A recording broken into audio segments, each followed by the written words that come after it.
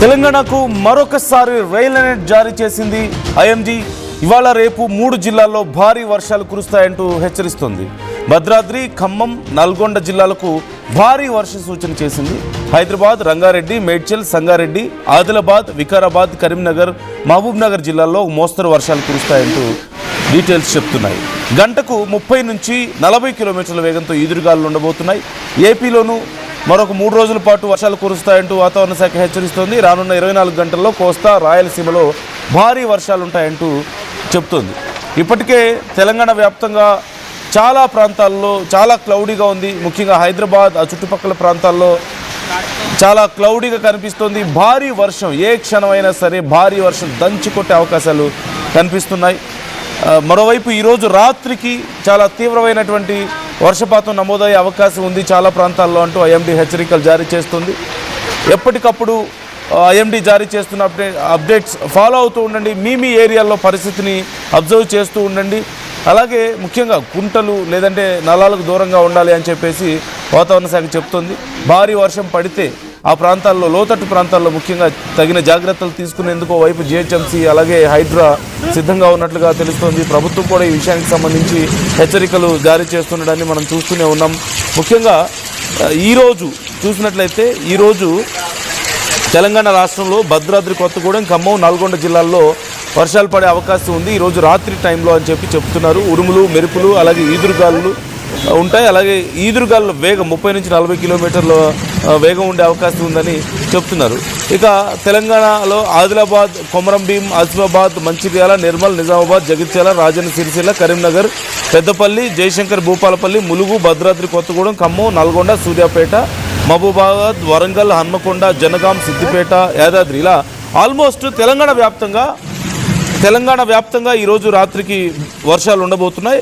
అయితే కొత్తగూడెం, ఖమ్మం, నల్గొండ ఈ 3 ప్రాంతాల్లో మాత్రం భారీ వర్షాలు ఉంటాయంటూ చెప్తున్నారు.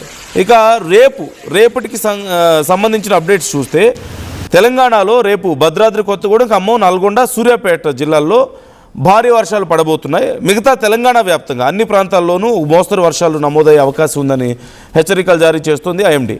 మరోవైపు 26 ఎల్లుండికి చూసినట్లయితే తెలంగాణ వ్యాప్తంగా యాదాద్రి, భువనగిరి, రంగారెడ్డి, హైదరాబాద్, మేడ్చల్, మల్కాజ్గిరి, వికారాబాద్, సంగారెడ్డి జిల్లాల్లో భారీ వర్షాలు ఉండబోతున్నాయి.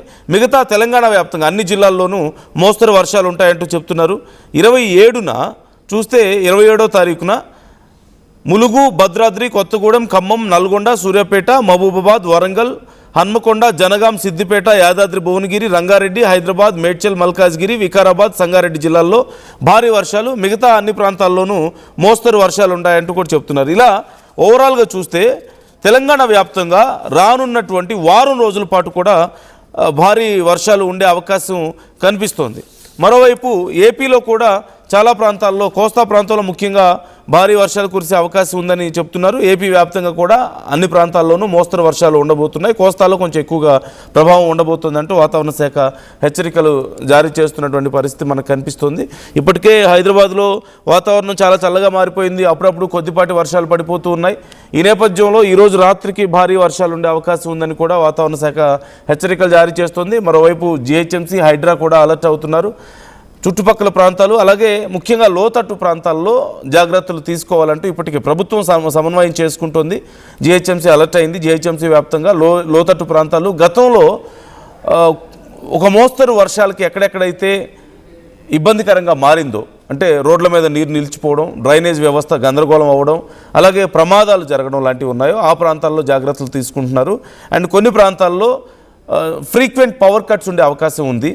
అంటే లైక్ మణికొండలో ఉన్నటువంటి కొన్ని ప్రాంతాలు, ఇటు ఎస్ఆర్ నగర్ ఇలాంటి ప్రాంతాల్లో ఎక్కువగా చెట్లు లేదంటే భవనాలకు అతి దగ్గరగా ఉండేటువంటి వైర్స్ దగ్గరగా ఉండేటువంటి స్ట్రీట్స్లో చాలా పవర్ కట్స్ ఉండబోతున్నాయని జాగ్రత్తలు తీసుకోవాలని కూడా హెచ్చరికలు జారీ చేస్తున్నటువంటి పరిస్థితి కనపడుతుంది. మరోవైపు ఇప్పటికే స్కూల్స్ స్టార్ట్ అయ్యాయి.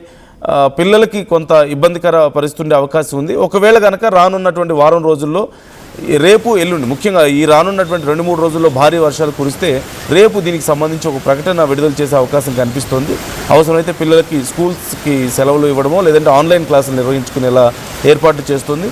అలాగే రానున్న వారం రోజుల పాటు సాఫ్ట్వేర్ ఉద్యోగులు ముఖ్యంగా వర్క్ ఫ్రమ్ హోమ్ ప్రిఫర్ చేయడం బెటర్ అను అనేటువంటి సలహాలు కూడా ఇస్తుంది ఐఎండి. సాఫ్ట్వేర్ ఉద్యోగులు కానీ లేదంటే ఆన్లైన్లో తమ కార్యకలాపాలు చేసుకోగలిగిన వాళ్ళు, లైక్ వర్క్ ఫ్రమ్ హోమ్ లాంటివి చేసుకోగలిగిన వాళ్ళు ప్రిఫర్ చేయడం బెటర్ అంటూ చెప్తున్నారు.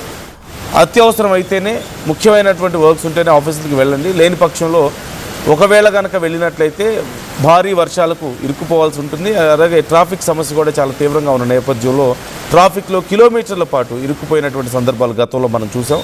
అలాంటి పరిస్థితులను తప్పించుకోవాలంటే వర్క్ ఫ్రమ్ హోమ్ ప్రిఫర్ చేయమని చెప్పేసి అడుగుతుంది. అట్ ది సేమ్ టైం ఆన్లైన్లో వెదర్ రిపోర్ట్స్ని ఎప్పటికప్పుడు చెక్ చేసుకుంటూ ఉండండి. మీ పిల్లలకు స్కూల్ టైమింగ్స్ని బట్టి ప్రాపర్గా ప్లాన్ చేసుకోవాల్సిన అవసరం కూడా ఇక్కడ కనిపిస్తుంది. మీ ఏరియాలో వెదర్ కండిషన్ ఎలా ఉంది? మీ ఏరియాలో వర్షం పడుతుందా? ఈసారి ఎల్నినో కండిషన్ ఉన్నప్పటికీ కూడా భారత్కి మాత్రం కొంత రిలీఫ్ కనిపిస్తుంది. మొదట్లో తీవ్రమైనటువంటి కరువు వచ్చే అవకాశం ఉందనే హెచ్చరికలు వచ్చినప్పటికీ కూడా ఈసారి భారత్కి మాత్రం వాతావరణంలో చోటు చేసుకున్న మార్పుల కారణంగా కొంత రిలీఫ్ వస్తున్నట్లుగా సమాచారం అందుతుంది. సో ఈ అంశానికి సంబంధించి మీ అభిప్రాయాలను కామెంట్ చేయండి. అండ్ మీ ఏరియాల్లో ఎలాంటి పరిస్థితులు ఉన్నాయి? వర్షాలు పడుతున్నాయా? మీ ఏరియాలో ఏదైనా సమస్య ఉందా ఈ భారీ వర్షాల కారణంగా? కామెంట్ చేసే ప్రయత్నం చేయండి.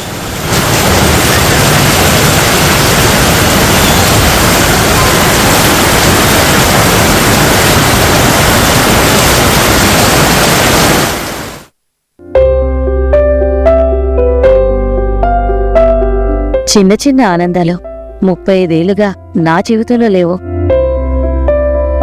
35 ఏళ్లుగా నేను డైపర్లలో బ్రతికాను.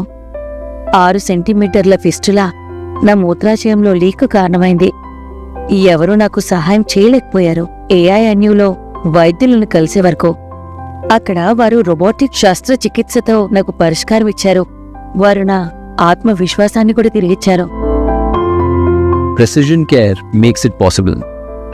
The Center for Robotic Surgery at AINU